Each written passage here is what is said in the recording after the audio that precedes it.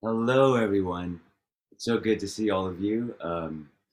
I'm Kevin Kumar. I'm the co-founder and co-artistic director of Celina, and I'm getting some doggy kisses right now. This is Knudsen. Can I say hi? I'm here with my co-founder and co-director, Maya Jasper White, and also one of the participants of our current Sounds Promising program, Celina. Hi. So this is our 118th happy hour. I'm sure we all sort of know Zoom protocol by now, but just in case you need a reminder, just you can feel free to use a chat, type your questions in the chat for us or for the composers at any time. What else can I tell you? I can just tell you about what we're doing today. We are going to be showcasing the results of our collaboration with five of the composers from our Sounds Promising program. Um, if you don't know anything about Sounds Promising, we try to give as practical an education as we can to composers who are in the cusp of their professional careers. And Derek Sky, many of you know, is their composer mentor. We have regular family meetings with all of the composers, and then we also workshop their pieces and we record audio and video, an audio and video document of the piece that they've created for this program. We can say unreservedly that like they're all incredibly talented musicians. They're all wonderful human beings. We have, um, I, I mean, from our side, we have really enjoyed working with them, and we always learn a lot, you know, um, from them as well, and we learn a lot about how we can improve the program as well. Mhm. Um, yeah, and they have uh, taken it upon themselves to join our Soul Student family in a really lovely way and create their own communities. And this batch of composers, uh, they are all very, um, they all have a lot of initiative. They all are kind of like us in the sense that they have all in their own ways try to create their own communities. So I'm sure we can talk about that a little bit later, and we'll mention a blog post that some of the composers have put together for us as well. But we have a lot of music to get through, so we are just going to start by. I'm going to introduce Jonah before you introduce yourself, and I'll do this for all of you because your mentor, Derek, can't be here today. He wrote some words about each of you that I would like to read before you introduce yourselves. So um, get your blushing face ready. So, about you, Jonah, Derek said, I always had a great time meeting with Jonah. He is constantly thinking about how to make music personal. It was always inspiring to see him write, considering how his listeners might relate to every aspect of his music. I very much enjoyed having a front row seat to the development of his piece. So there you have it from Derek. And now the floor is yours. Tell us about yourself and your piece. Hi everyone, and thanks so much for those very kind words. It's wonderful to see you all, and thank you so much for being here. As mentioned, my name is Jonah Cohen, and I am a composer, conductor, pianist, and cellist. Originally from Farmington Hills, Michigan, and currently living in New York City, studying at the Juilliard School. I just want to say a few words about my piece, which is called That Special Place. And it's scored for piano quartet. So that'll be violin, viola, cello, and piano. And That Special Place is actually a quote from a Guns N' Roses song you may have heard of. Sweet Child of Mine, of course. And this is actually really one of my favorite songs, and it has been since my childhood. And speaking of my childhood, this piece is really about, my early experiences musically as a kid. So I don't come from what is probably conventionally considered to be a musical family, although members of my family are certainly very, very passionate and fascinated by music, not least of all my father. Um, and some of my earliest and most meaningful musical experiences really just took the form of car rides with him to and from baseball games or to and from school, where he would just be blasting some sort of like, you know, AC/DC or Led Zeppelin or music of that sort. And I really grew to love it, and it really, you know, as the title suggests, it really holds a special place in my heart. And I even feel that it has impacted how I think about classical music and music as a whole to this day, especially rhythmic concerns and groove stuff. So I'm really indebted to this type of music for a lot of reasons. And again, it's really something that's a sort of a sentimental treasure trove of music to me. And so this piece is sort of a tribute to that and to my father, who introduced me to this awesome set of music. So before you hear the piece, I just wanted to say one big thank you to Celestina, Maya, Kevin, Derek, and all the amazing performers who you're about to see. They absolutely knocked it out of the park. Luann, Charlie, Meredith, and Hedgen. Really, this experience has been transformative, and I'm just so grateful to be a part of this amazing community and to have interacted at a personal level with an organization which I really, really admire so much for so many things. If you haven't checked them out on, you know, online or gone to other previous events, I really, really highly recommend it. They're an awesome organization. So again, thank you so much to everyone for being here. So excited to hear the other pieces, and I hope you enjoy. Thank you, Jonah. We should also mention that you can watch this. I think it's in the chat right now. You can watch this on YouTube, and there are instructions there in the chat, and that's just for, you know, higher quality or higher resolutions of video and audio, just in case. We should also mention that Maya could not join us for some of the yeah, for most of these this year's recordings because of a health issue in the family. But I'm so grateful to Luann Hamzi for stepping in. She's just a complete nut at the violin. Yoshi likewise was not able to perform for most of our recordings this summer because he broke his hand in Japan for literally the second time this calendar year. And was he goes and he surgery. Travels there just to break his hands. Exactly. So thank you to Charlie Tyler and Luann Hamzi. But Meredith and Hyejin are resident artists, and they all knocked everything out of the park. So please enjoy.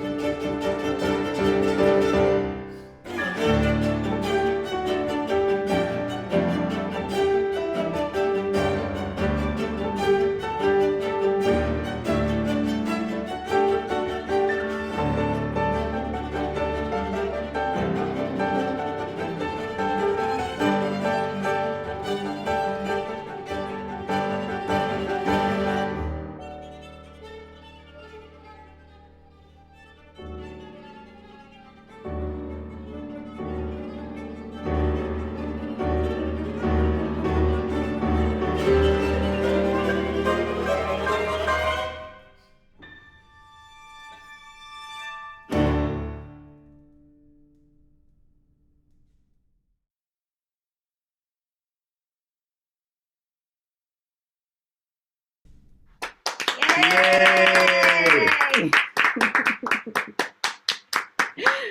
So great, Jonah. Amazing Thank you so much. I job. really appreciate it. Yeah. It was a lot. I just put in the chat, Jonah, if you can share your nonprofit's web link and any information about it just concisely. This is, one of the things we were to illustrate how much initiative this year's cohort has taken in different areas of their musical lives. You know who the cat dragged in is Derek Sky. Yay! So Derek, we're going to let you share your thoughts yourself about jazz next. And I'm sorry you missed the chance to introduce Jonah, but I'm glad you caught his piece. And hi, welcome back. Oh, just real quick.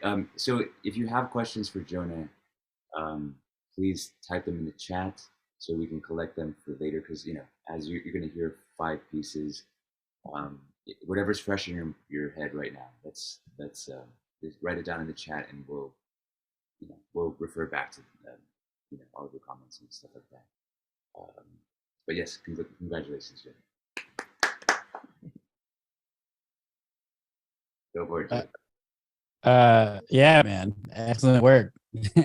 Sounds great. Yeah, jazz. I mean, everybody's got like some serious talent in this cohort. And one of the things that I've always found that happened with a lot of folks is we would sit down and start our composition lessons, and it would seem like it only a minute and a half would pass by and the lesson would be over because of how amazing it is to work with these folks. So Jazreel was very much one of these composers where our lessons would just fly by so fast, and she was just consuming these ideas of how to like expand her music making in search of developing a quality of a compositional voice, like cultivating a compositional voice. And then, of course, I don't know if Jazreel realized that this was going on, but I was literally just sitting front row, just kind of watching the voice be created as we did our lessons. And I think every composer is always in pursuit of this. And then a lot of times while they're in pursuit, it develops, and it kind of takes a minute or someone else to point out, by the way, like that's you. So, yeah, wonderful work, Jazreel. I'm very, very excited to see and hear this recording. Thank you so much, Derek. It's been such a pleasure to be able to have like all these sessions with you, and you've given me so much advice and just through our casual chats. I think I've learned so much in just living as a composer. So thank you so much for that. So hi everyone, I'm Jazreel Low and I'm from Singapore. It's so wonderful to meet everyone here today, and thank you for tuning into this happy hour. So just a little bit about myself. I am a film and games composer, and I compose for animations, documentaries, games, and one of the films I did recently also won Best Original Music. So that was awesome. And I also really like doing multidisciplinary works, like similar to Derek, sort of working with dance and working with art.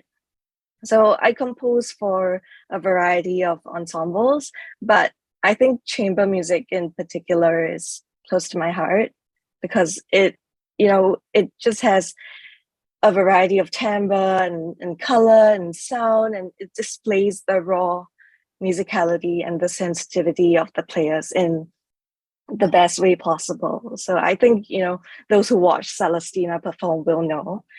And I think it can bring something special to film and games, which, sometimes is seen as this big orchestral endeavor. So my piece, Tactician, Battle of Wits, is a piano quartet for violin, viola, cello, and piano. And it's a tribute to my love for strategy video games. So where you're constantly kept on your toes and you may not know when the tides might turn, similar to like a game of chess. So I wanted it to have like a sense of intricacy, complexity, but also some epic battle vibes. So you can see if you can spot that there. The main theme that you hear after the introduction is constantly rehashed throughout the piece. So I want to give a huge shout out to Maya and Kevin for offering the Sounds Promising program to composers even on the other side of the world. So I'm like a 20-minute flight away, but just to be able to attend all of these, sessions, the family meetings and everything, it's just so special, and thank you so much. And it really means a lot to me that I had this opportunity, even though like I'm really far away. And thank you to Luann, Meredith, Charlie, and Hyejin for doing such a great job at playing my piece. And I also, of course, want to thank Derek for his invaluable guidance and mentorship over the course of the program. So thank you so much. And thank you so much for everyone for joining us today. And I hope you all enjoy our music. Thank you. Wonderful. Thanks, Jazz. Can't wait to hear it.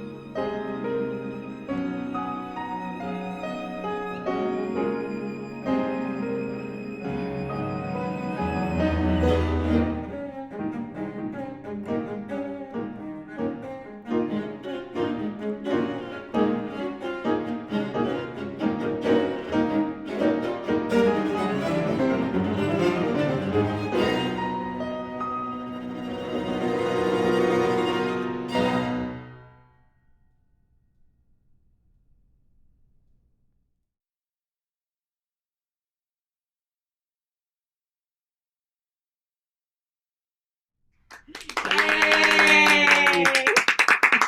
know, Jazreel, you know, I mean, I don't know if this is on purpose, but you totally can introduce yourself as a concert composer as well.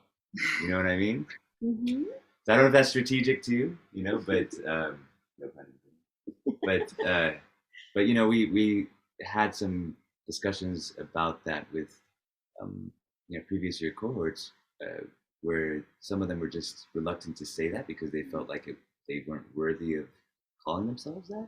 But yeah,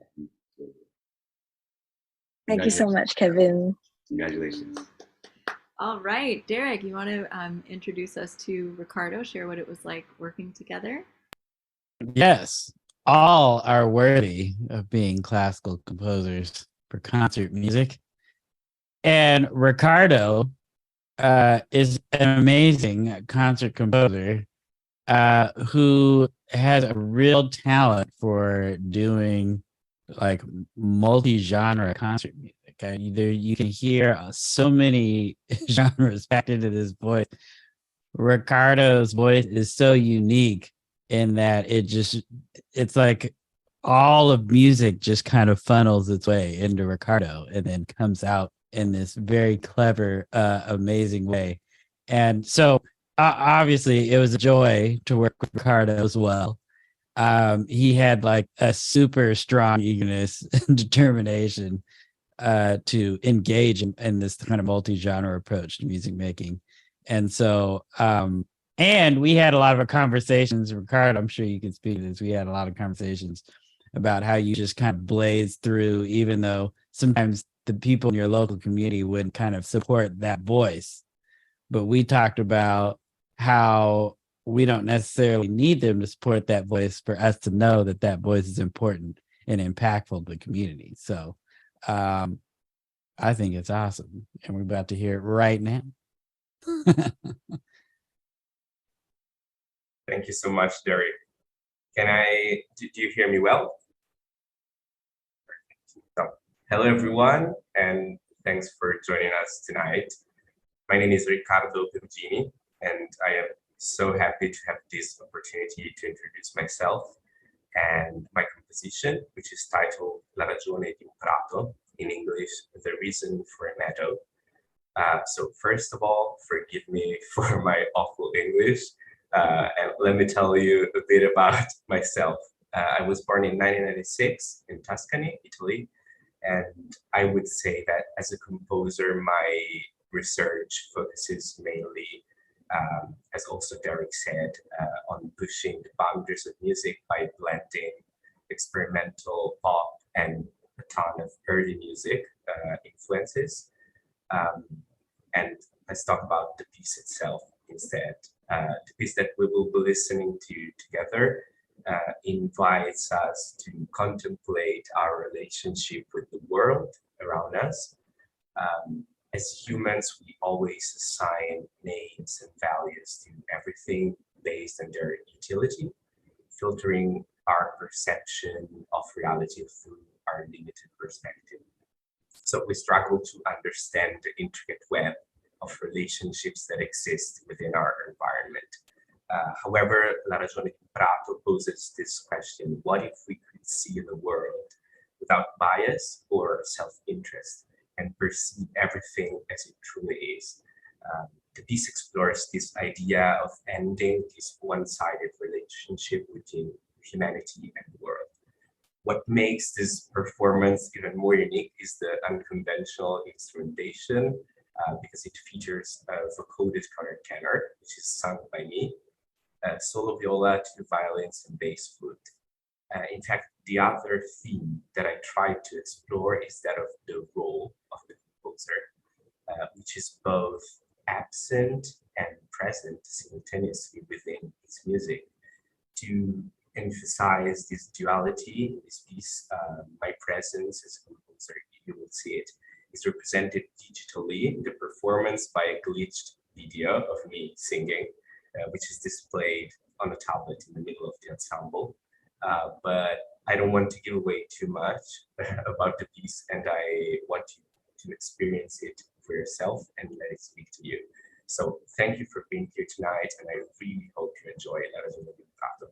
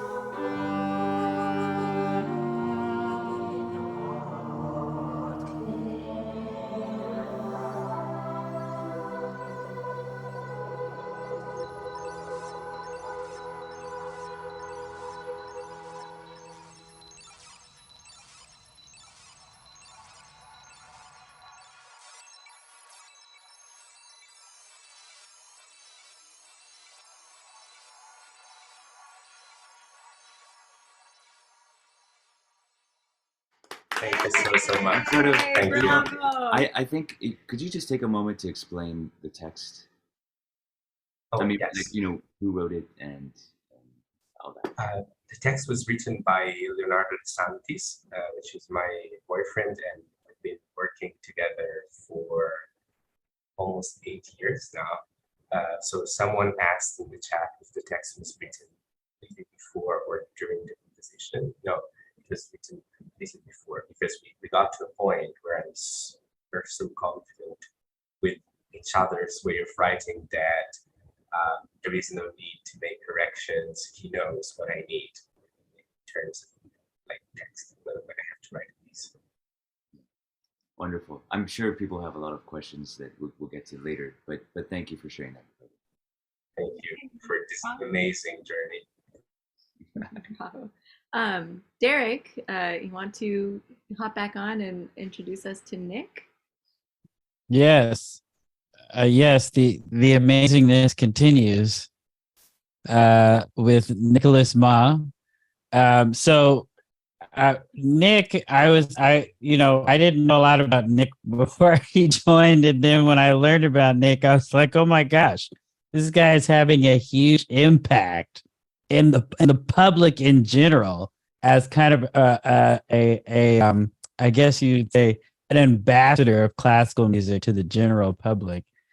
He's got like hundreds of thousands of views on some of his work on YouTube, introducing people to fugues and whatnot. And there's always a real soft spot in my heart for people that really do a lot of work to kind of interface with the general public on behalf of classical music. It keeps people engaged, it brings people into the community, and Nick is just a fantastic creative mind for that kind of interface. Brilliant. So in this particular case, with his piece, working with him with Celina, Nick has always coming from like, to me, from a place of pure joy. Like writing composition, like it's really a fun thing for him to do, which is always super exciting for me, because then that rubs off on me and reminds me to have a good time when I'm writing music. And just beyond Nick's technique, his approach to creativity through like joy and love of the game of composition is like just unquestionably amazing. And I'm very, very excited, Nick, to partake in this sharing of this piece with the rest of the world. So yeah, Nick, give it. Wow, thank you so much, Derek, for your kind words. It really means a lot. And super excited to be here. I'll talk a bit about myself first. Originally born in Hong Kong. I'm currently a student studying at McGill University in Montreal. I'm doing a double major with piano performance and composition, in addition to a minor in music theory. And yeah, it's just been an absolute blast working with everyone here, especially Maya, Kevin, Derek, everyone here at Celina, and also just meeting our cohorts with like 9 other incredibly talented composers. So I'm super grateful and thrilled to be here and to listen to this piece's premiere. A bit about the background of this piece. So it's for piano trio. So this means for piano, violin, and cello. The title is called Moments in Time Under the Starlight, where basically the main inspiration came from me seeing an image of the vast starry sky. So if you've ever seen one of these pictures or views of a star-filled sky, you'll definitely know what I mean when I say it's just awe-inspiring. You see like specks of light scattered around the vast expanse, and sometimes these bright streaks just converge onto a point far in the distance. So this scene became my main inspiration for the piece. And yeah, I decided to pay homage to this through 4 short movements. So basically moments that might have occurred during, before, or after this scene. So the first movement, it's pretty short. It's called Dusk, Dying Light. And as the name suggests, it draws upon this transitional period between day and night, where fleeting bursts of light just quickly fades into darkness. And so as the listener, you'll want more, but it's gone right before you know it. The second movement is super fun. the title, I called it Come Out and Play. So I imagined a bunch of nocturnal baby creatures coming out under the safety of the darkness, sort of rolling around, playing with each other. You'll hear a lot of fun, bouncy, hocketed lines that sort of just go boing throughout the instruments, as well as a bunch of instrument tapping or hand slaps that create percussive effects. The third movement is called Gentle Starlight, which explores the shimmering quality of the stars. There are moments where all three instruments break apart and play boxed motifs at their own pace, so without any bar lines, which creates this super beautiful fluid texture, just like mimicking the flickering of stars. And finally, the fourth movement is called Dawn, Resplendent Light, and it's intended to capture the soft flickers of the first rays of daybreak. So as the sun slowly appears, the music also aptly builds towards this brilliant and luminous, rather epic climax. So yeah, once again, just a huge thank you to Celestina for this opportunity, Derek for his mentorship, and to the brilliant performers Hyejin, Wen, and Charlie for premiering this piece. And yeah, I hope you enjoy.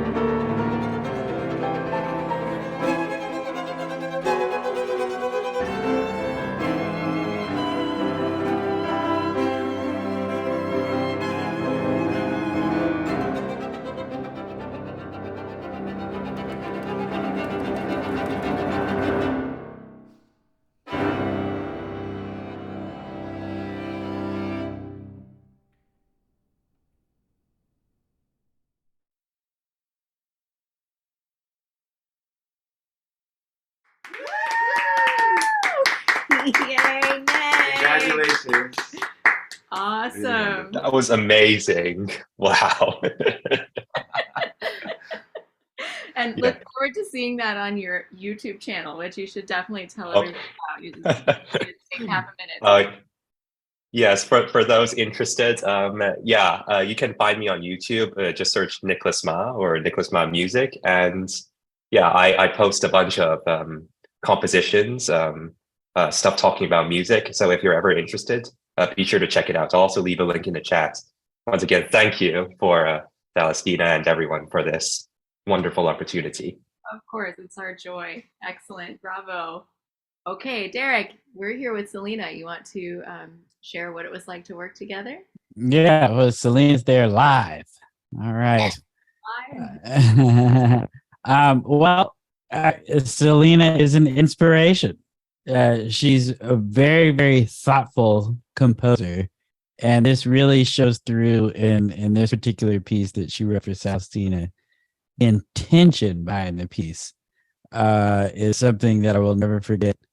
I'll let Celina explain more about the context around the piece, but her approach to creating music that really resonates with a complex situation involving the human experience is really, really profound, and it really speaks volumes to a very mature compositional voice when you can kind of tackle something like that in a very intentional way.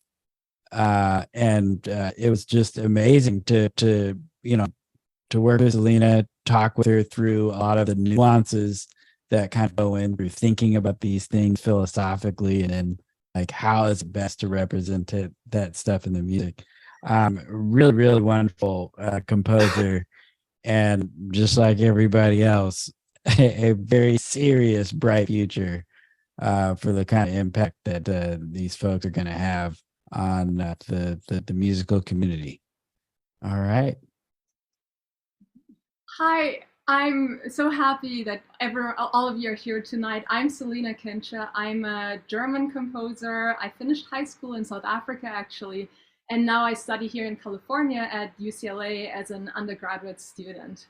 Thank you so much, Derek, for your kind words. And actually, I want to give that compliment right back to you, as well as Celestina and Maya and Kevin. One of the first meetings we had with the group on Sounds Promising, Maya encouraged us young composers to find stories we feel connected to and stories that move us, because players react differently to music when it has a certain and specific narrative. So I think of Celestina as an ensemble who creates meaning beyond music and meaning beyond just human beings. So I really wanted to find a narrative that moved me more than any other narrative I wrote about thus far. So right around that time, the earthquake in Turkey and in Syria occurred in February 2023.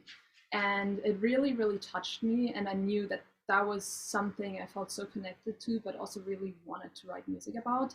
So with Derek's guidance, I contacted and reached out to several families in Turkey. I wanted the chance to at least feel a fraction of what they've gone through. And one family was so kind to open up to me and tell me about their story and about their loss and the level of destruction I could have never imagined, and the impact of the earthquake that I previously thought I had a pretty good insight about, but hearing from them directly really, really changed me as a composer, honestly. I took about 1 month before I could even write the piece, just processing the information, because it was so heavy. And I was like, how can I write a piece about such a dramatic event and pay justice to them, at least in a little bit? But one of the family's last sentences in one of their emails was, I hope your composition can give us some peace and some hope. So my composition, Fractured Hope, is specifically about the aftermath and the effects, long-lasting effects of the earthquake that it had on the people in Turkey and in Syria. I specifically focused on the story that I was told by the family I was in contact with, but this piece is dedicated to the 116,000 that were injured in the earthquake, the over 15,000 deaths during that earthquake, and the over 14 million people affected in Turkey alone by this earthquake. I couldn't have asked for a better ensemble to work with than Celestina. They brought the narrative to another level. They understood the narrative, and I really think that they, in the end, were able to provide a little bit of that hope that I was really looking for and aiming for when writing my composition. So a huge thank you to Maya, to Kevin, to Derek for guiding me through this, to Luan, my second violinist, to Hijin, my pianist, to Charlie, the cellist, and to Meredith, the violist. I really hope you enjoy this composition, and thank you so much for coming here today.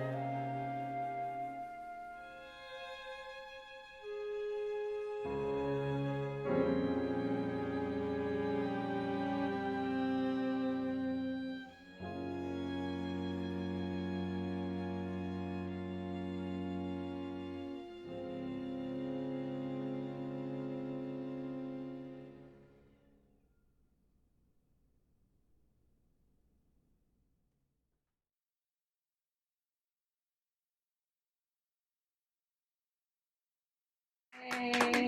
Thank you so much. It's gorgeous music. Yes. Okay, guys. So we should probably mention a few things before we get to the questions. One is that Ziggy and Nick decided to. Did I mention this already? At the very beginning. Oh, okay. Yeah. So we encourage you to go read their blog post. I just think it was a wonderful way to kind of capture, I don't know, like the characters of everybody involved, and you know, just the feeling of the program as a whole. And so we're very appreciative of them taking the time to do that, and all the composers contributing to that as well. You know, I think for Maya and I, when we do a program like this, obviously we want everyone to learn and to we want it to have a positive impact on them. But just to hear how much it means to everybody really makes a difference to us too. So yeah. So we just want to say thank you to all the composers for being a part of this and for just being expressive, not only with their music, but just with the meaning of the program. You guys are the reason why we do it. So. Oh yeah. Okay. Yeah, go ahead. Yeah. So as most of you know too, for those of you who don't, it's worth repeating that this is a program that we offer completely zero cost to the participants. So that means no tuition, no application fee, nothing. So if you're in a position to do so, please consider a donation of any amount. It really goes a long way towards supporting making this thing possible. And we'll throw a link to do that in the chat. Another link you might be interested in is one to share, which is that the applications for this year's, this season's program are now open. So please, if you know any young composers who might be interested, or if any of you are here, consider coming our way. We've made it a little easier to apply than it even was before. It's just like a form on our website where you can upload links, clips, short bio, just the names of references, very, very straight ahead. And again, it's free to do that. But yes, certainly not free to us to provide, as you can guess from the sheer production quality, the investment of time, and I hope care that has gone into it. It's about, the value is about $4,000 of total expense per participant. So you can do the math with 10. Anyhow, we'd love to open it up now to you guys for your wonderful questions that we saw coming in. So who should we start with? It looked like Sydney had a bunch. You want to start with Sydney? Sydney, yeah. Well, Sydney had, I like that she had so many questions for so many different people. So. Yes, yes, exactly. Yep. So let me pull up our questions down here. Great. So Sydney, you had a question for Jazz. Do you want to go ahead and yeah. Yes. Do you want to, you might as well ask all of them as you can. So if you want to unmute yourself, you're welcome to do that, assuming you're still here and able to. If not, in 3, 2, 1, I will do it for you. Okay. Hi. Yeah. First of all, thank you so much for this program and this concert. I was so moved by all of the pieces. I was like trying to type down my questions in time because I felt like there was so much to process, and I wanted to like take time like with each piece of a completely like clear slate so I could experience it to like its fullest. So I'm really just kind of in awe right now. But yeah, I guess I'll start with if I may have a question for Jazreel. Because you mentioned that you were really inspired by game music and film music, and that was kind of your background. And I really heard that in your piece. Like it had, to me at least, had such a clear narrative flow to it that I felt like I was almost able to come up with my own story behind it. But I was wondering, did you have a specific story that you were inspired by, or like you watched a movie or played a game and you thought, oh yeah, this is the character that I wanted to portray in my music? Thank you so much. Hi, Sydney. Thank you so much for your question. For my piece, I think because at the time when I was composing the piece, I was playing a lot of Fire Emblem. If you guys know the game, there's a lot of like battle prep, and there's a very cohesive storyline that goes across the entire gameplay. So I was sort of imagining, one of the battles where, you're just prepping for battle. I think that's, the very first section, right after the intro, where you're sort of prepping, your equipment, checking if, you got all your equipment optimized, and yeah, and the battle sort of gets more intense, and of course there are a lot of twists and turns, and there's been so many times where I thought I was like absolutely dying and I had to restart the game again. So it's sort of a reflection of my many hours of gameplay. Thank you. I loved your piece once again. And I also think it's so wonderful that like you think sometimes as a musician, I feel like we're just practicing and composing all the time, but then you take like something that's fun and like as a hobby, and it like turns into such beautiful music. So congratulations. Yeah, thank you so much. I mean, I think as a gamer, you sort of derive a lot of joy from playing games. Right? And it's sort of like a respite from all the stress, and as composers, right, there's a lot of like decision making and the stress that comes with it. So I thought, why not make it fun again? Yeah. So thank you for your question. Yeah, thank you. Wonderful. Sydney, while you're up, would you like to ask, was it Nick and Riccardo that you had questions for as well? Oh my gosh. I mean, I have a question for everyone. I didn't quite get to putting a question for Jonah in the chat because I wanted to, I didn't want to type while listening, but I also don't want to take time away from everyone else who would like to ask questions. So however you wish to do it. It sounds like you have a question that applies to everybody else. So why don't you ask that, and then we can move on and come back if we have time. Does that sound good? Yeah. So I have a question for you, Riccardo. First of all, your piece was so powerful, and like the fact it was just it was a brilliant string quartet, but it was just 4 instruments plus electronics, and you're able to create this humongous sound that like even virtually I felt like I was being physically like blown away by the sound. So it was a really powerful experience. And I was just wondering like how, because so much electronic music, I feel like it's so, I guess sometimes it's so atmospheric that it loses kind of like the thematic and melodic elements in it. But I was also clearly able to hear like the acoustic sounds and the many lines in your piece. So I was really curious as to like, how did you layer the piece up? Like, where did you start? Like, did you start by building the atmosphere? Did you have like, did you write out the piece acoustically and then build an electronic soundscape around it? Thank you so much. Thank you. This is a very good question. And also very complicated one. I would say that my starting point is a very melodic way of writing. I write a ton of music with voice, so that's the base. I start from a point which is extremely melodic. And I'm not mainly an electronic music composer, even if I have worked with electronics a lot. So I would say that I write the electronic parts as if they were instruments. And since my writing is naturally very melodic, I think that's one of the reasons why I like the results is obviously we have a lot of different timbres and things going on, but the core itself of also the electronic part is a simple melody at the end. I think that soon I will upload the score following version of the piece.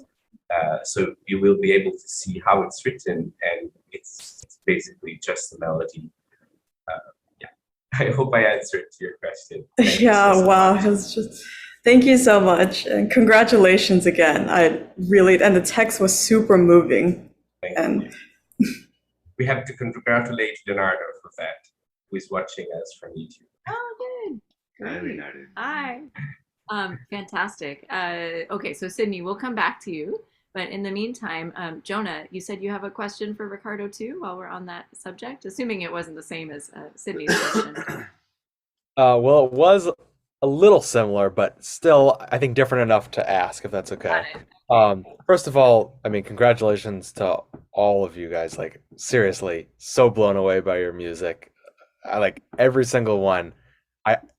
Yeah, I just don't really have any words to put it other than it was amazing.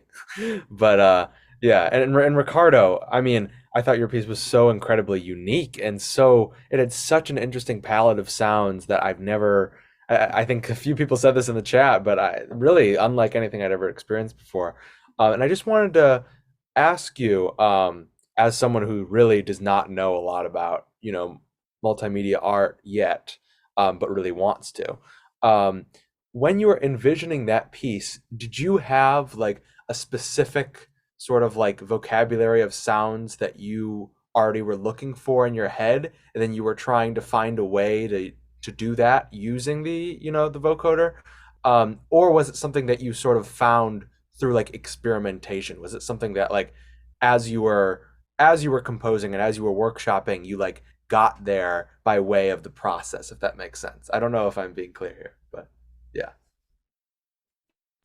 Okay, another very difficult question.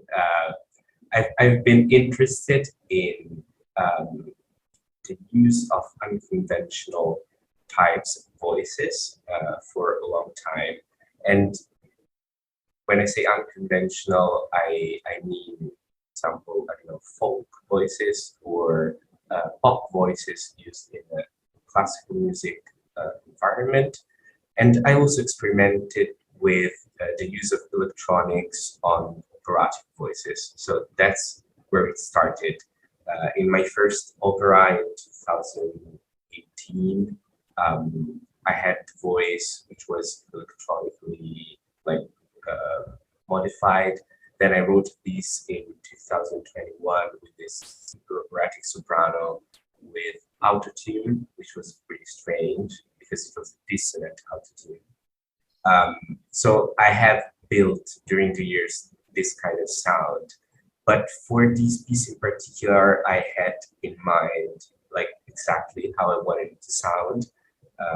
And I had a few references, obviously, from music that is not mine. And so I started from there. And the main thing that I wanted, and I think that you may have noticed that while the instruments are playing to a click, so they're extremely precise, the electronics are instead rubato. So it's the opposite way, because usually you have the instruments like playing almost precisely and the electronics which are extremely precise. So that was the main idea. Fantastic.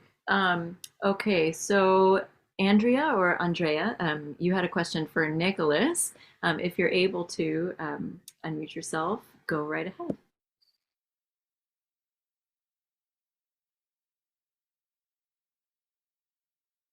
Hi, can you hear me? Yes. Okay. Awesome. First of all, I have to say that thank you. The music of all of you was really, really interesting. I'm Andrea. I'm a really close friend of Riccardo that invited me tonight, and I really enjoyed. But I enjoyed all your music, of course. And I was quite puzzled by the Nicolas background, that he said that he studied also music theory. And when I listened to his music, I had the sort of feeling that, about some a really natural flow, but that hides something like a more complex structure.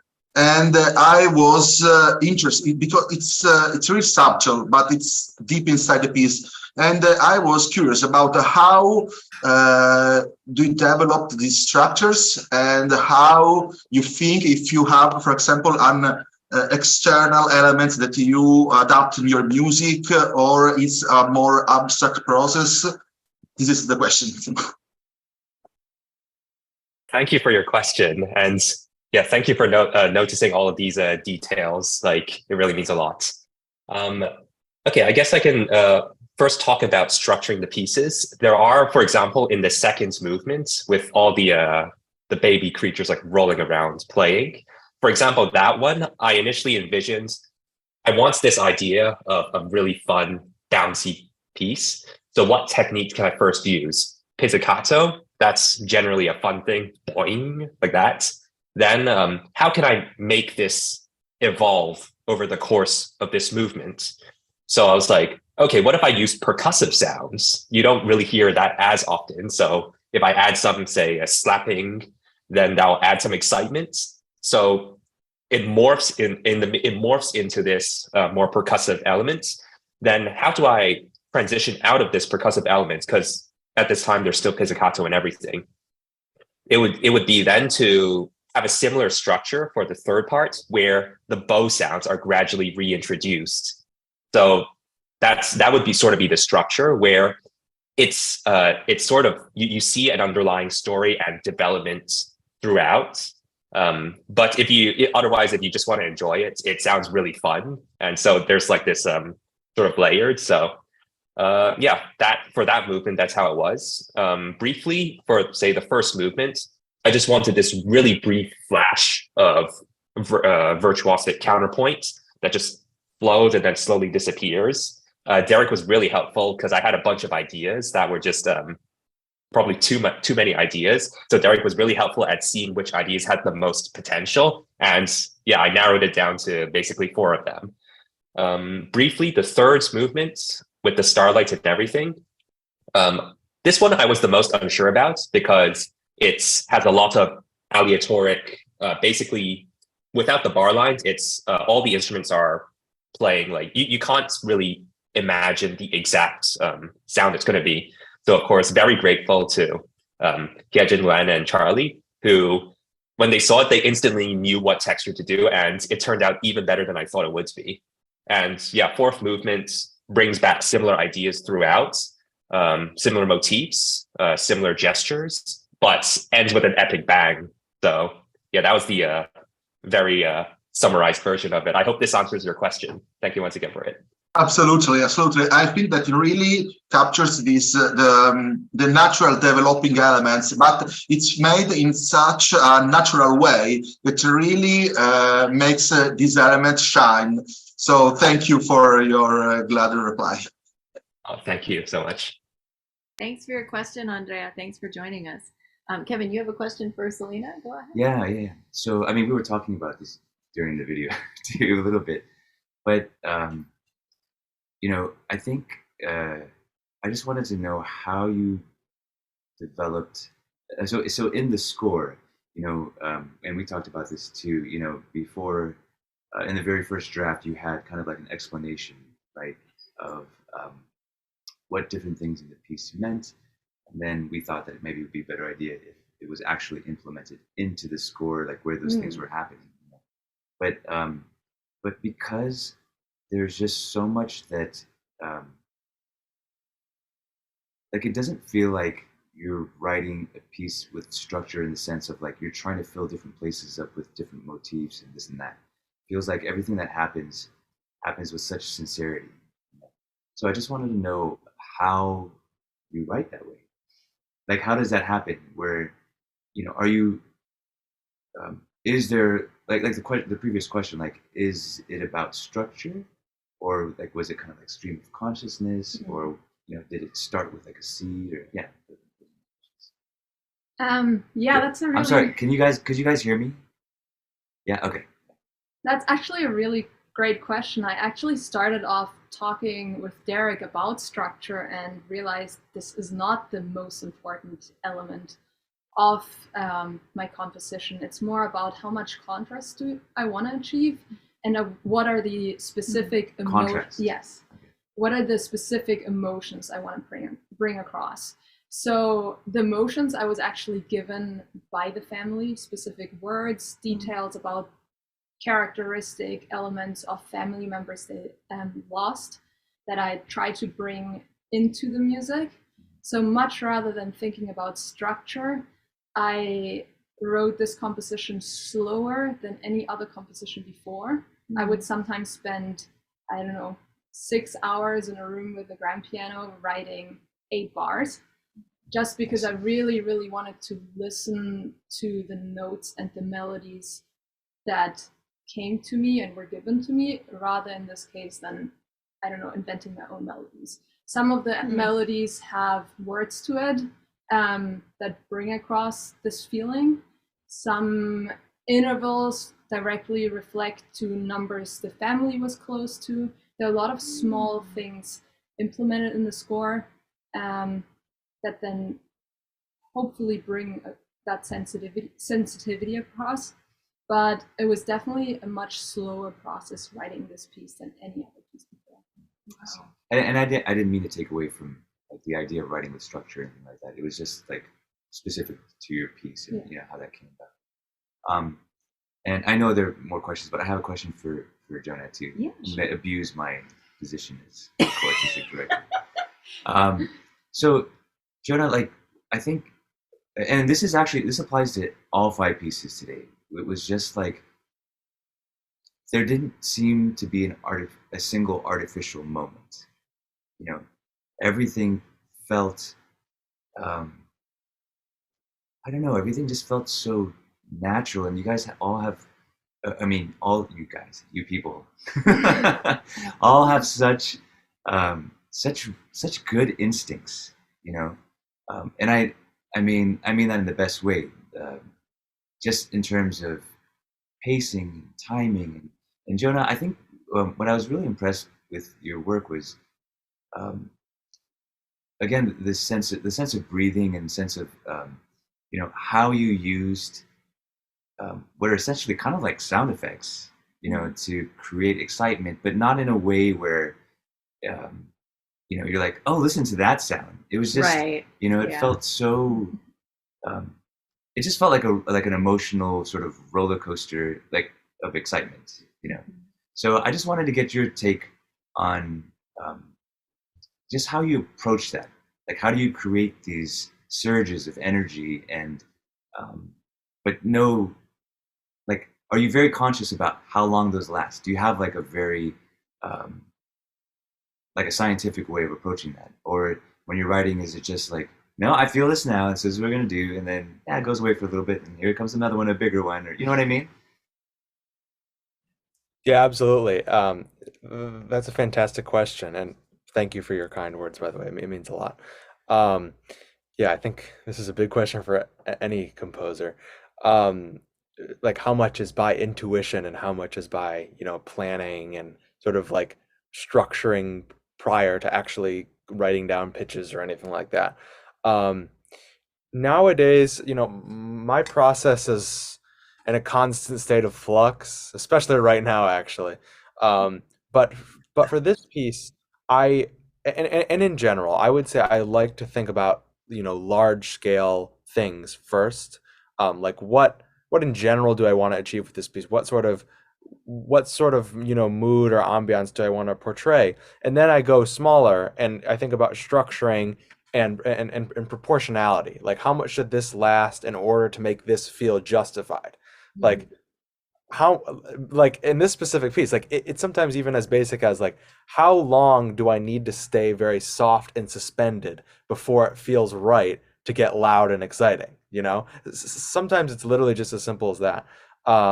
So for this piece, was interesting in that the first section of it, I really wanted to do something where it was sort of like, it was this groove that was like sort of just out of reach. Like I don't know if that came across at all, but what I ended up trying to do is have this groove like start revving up and then fall apart, then rev, and then go, and then it kept doing that until that big crash that led us into the piano thing.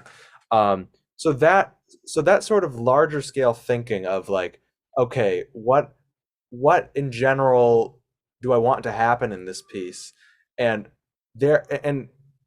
so I think those primary goals, like of what I want to achieve with the piece, then sort of inform the secondary considerations of like, how long should this last in order to make this feel justified? How long should this stay like this in order to make a change feel really warranted and powerful?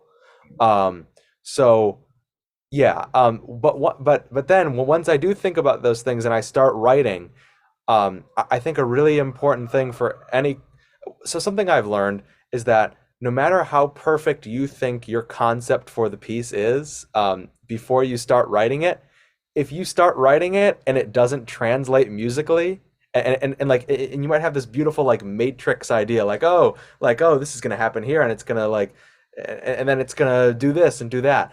Like in my opinion, no matter how great the concept is, the music itself has to I think that for me, if the music doesn't align with it in a meaningful way, that means that's something about the concept needs to be altered. Maybe that's something that is debatable for some That's a people. great point. I mean, I think that's what I'm finding in common with all of these pieces. I mean, they all of these pieces had concepts behind them, you know. But after a while, you don't really. It's not about that. You're right. Yeah. Right. Yeah. Yeah. I love that answer. Go ahead. Yeah, keep going. Yeah, I was just gonna say sorry for rambling and everything, but yeah, that's sort of how I think about it. I try to plan things first, and then see if they work, and then if they don't work, I go back to the drawing board and try something new. Because trust me, it does not always work the first time around. Mostly. What you're describing is like, what's that expression? You're not afraid to kill your darlings, right? I think that's maintaining some degree of objectivity, and as much as one can. That's really wonderful to hear you articulate that. Yeah. So just so everybody who's listening knows, we are going to publish all of these videos as soon as this happy hour is over. Adon is just waiting to hit the publish button. Right. Yes. So they will be on our YouTube channel, on Celestina's YouTube channel, and you can go and listen to your heart's content. And yeah, he literally. It's itchy. It's an itchy finger. Control yourself, man. But gosh, I mean, we still have another happy hour coming up for the 5 other pieces, and they're also just incredibly wonderful pieces too, by incredibly wonderful people as well. Yeah, thank you all for joining us today. Thank you so much to the composers. We've just been honored to have you be part of the program, and we hope that our relationship with all of you, continues and in the best way, whatever way that might be. It's been a joy. Yeah. Complete joy and privilege. So sorry we didn't get to the rest of your questions, Sydney, but I think like Celina can easily relay anything you wanted to ask to this group, and I'm sure they'd be more than happy to answer. But yes, hope to see you all soon for the next one. It's November. Yep, November. Something 18th, 19th. Thank you. Thank you. So hope to see you then. Thank you for being here. And yes, congratulations. Bravo to everyone. Yes. Yay. Thanks, everyone. Thank you so much. This is amazing. Our honor. Thank you. Bye, everyone. Thank you so much. Bye. Bye. This is all. Thank you so much. Take care. You too. Bye. Thanks, Iggy.